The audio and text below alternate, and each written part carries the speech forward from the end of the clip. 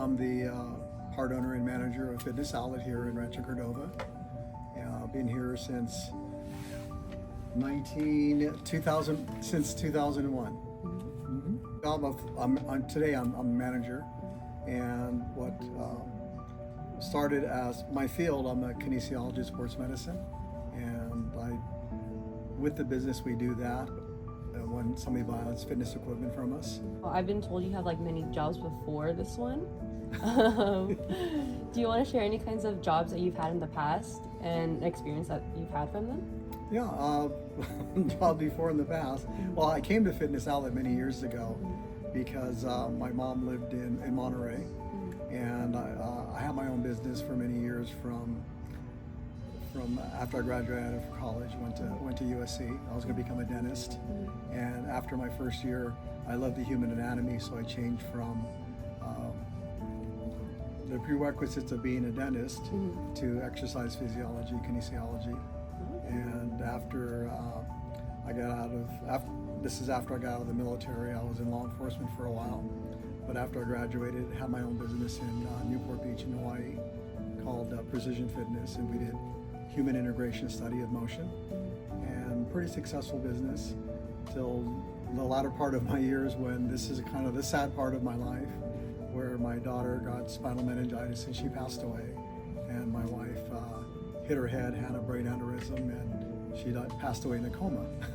So I came up here to visit my mom in Monterey, and I stopped by the Fitness Outlet, and we were talking about just about exercise in general. And during the conversation, they were asking about what I did, so it gave me the opportunity to become an employee. I needed a little bit of break from that part of my life. I needed a little bit of recovery. So I thought this would be a good opportunity to just kind of step away from ownership in business and kind of get my head back together. And I figured I'd do that a couple of years, but here I am, 22 years later, still doing this, and I love what I do, love the people, and that's where we are today. I know you touched on this before, like about how the experiences as well too. How do you think it shaped you as a person, for better or for worse? Like, how do you think all those experiences you've had in the past shaped you to who you are now?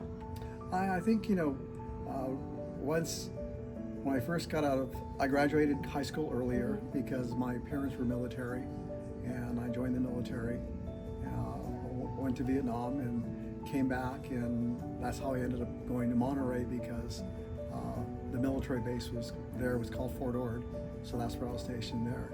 So after I got out of the Army, I became a law enforcement officer in Texas, and I tried that for about 3 years, and after a while I realized that you join law enforcement either because you want a job, which is important, you want to serve your community, or maybe stepping stone in law enforcement,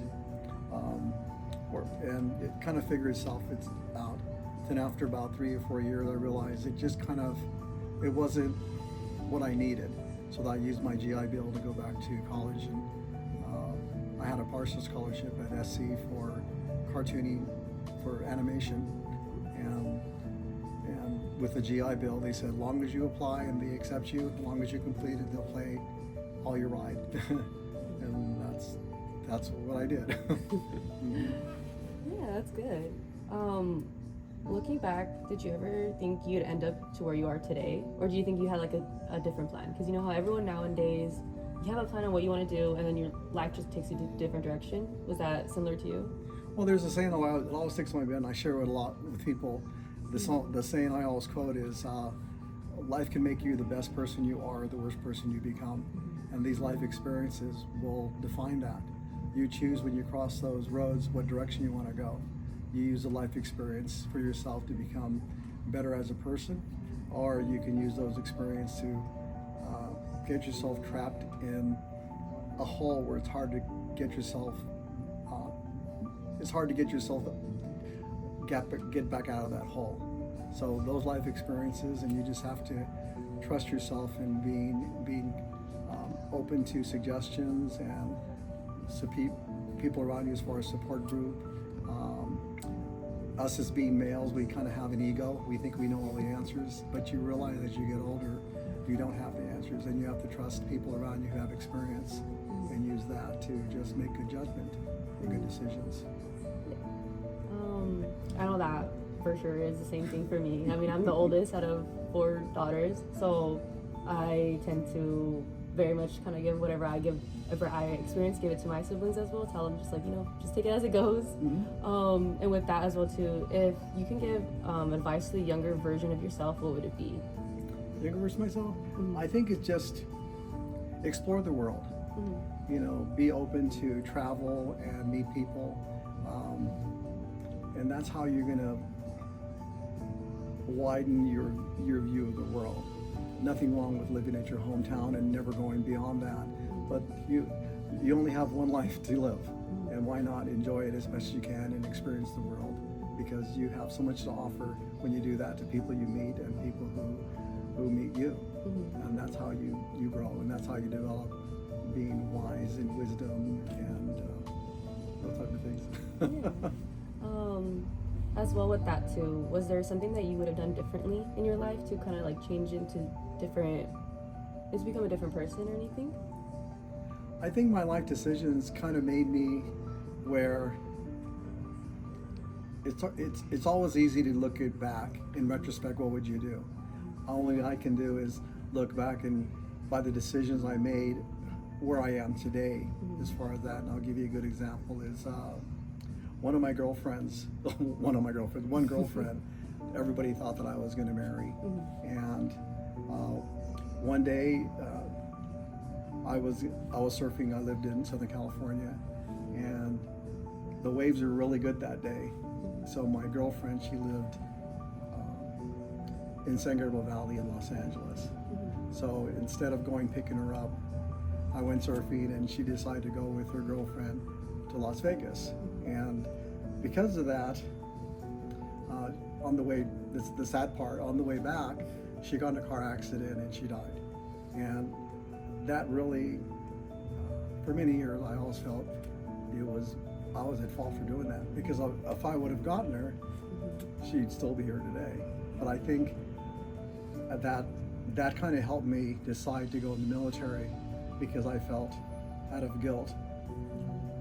I deserve, if I go to the military and I go in combat and I die, it's something that it was deserved.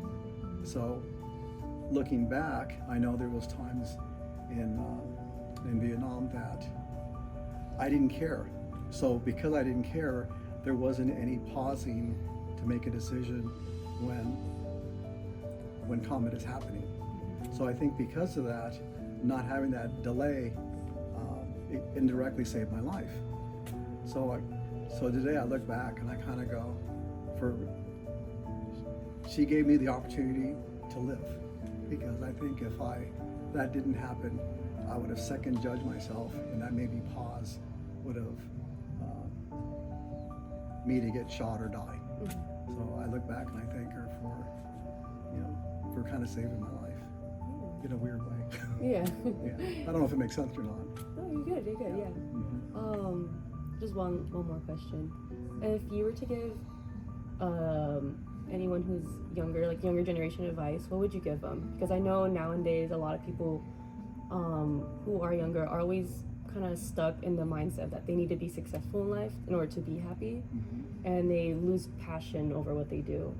Do you have any advice for something like that? Yeah, success is measured in so many different things. You can be not successful in a job or whatever you pursue, but you can have a profession and be the best in that profession, and you can be so sad and so lonely because you're sacrificing everything for the goal of the profession. So I think it's about appreciating all those things that you're doing in the process. Like the old saying is, it's not the travel from A to B, it's the road getting there and all those experiences that when you finally get to your destination, you look back and you kind of go, I had a lot of fun, and it made me who I am. Yeah.